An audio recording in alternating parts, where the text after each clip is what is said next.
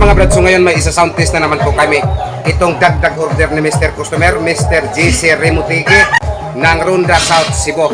Ito si Mr. Customer mga brad, balik order na po siya dito sa amin. Mga 2 buwan po siguro ang nakalipas ng 4 na MCB-18. So ngayon nagdagdag na naman po siya ng 4 na mid-high bullet. So sa ngayon naka 4x4 sit up na po to si Mr. Customer. So again, shout out Mr. Customer, Mr. JC Remutigi ng Ronda South, Cebu. So ayan na po ang 4 na mid-high bullet mo. At sa hindi pa nakaalam kung ano po ang nakaload nito, ipapakita ko po muna sa inyo. Itong 4 na box mga brad, magkapareho po to sila ng laman. So yan, ito po ang sa mid, itong PE12600. At ayan po ang driver unit. So ngayon ipapatuloy na po natin po sound test.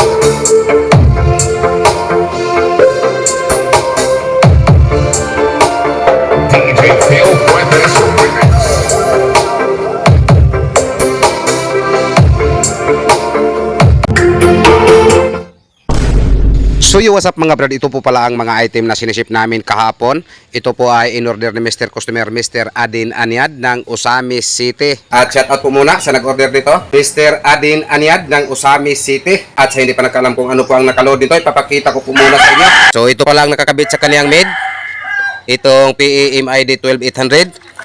At ito din ang nakakabit sa kaniyang high, itong BCS 450 na Broadway. At ito din ang nakakabit sa kaniyang sub, itong Sunstorm na 15 tricky.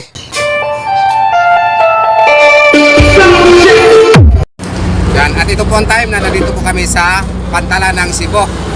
Yan, saan po padalhin sir? Osami City. Osami City, Mindanao. So, salamat kayo, salamat. Power! Salamat.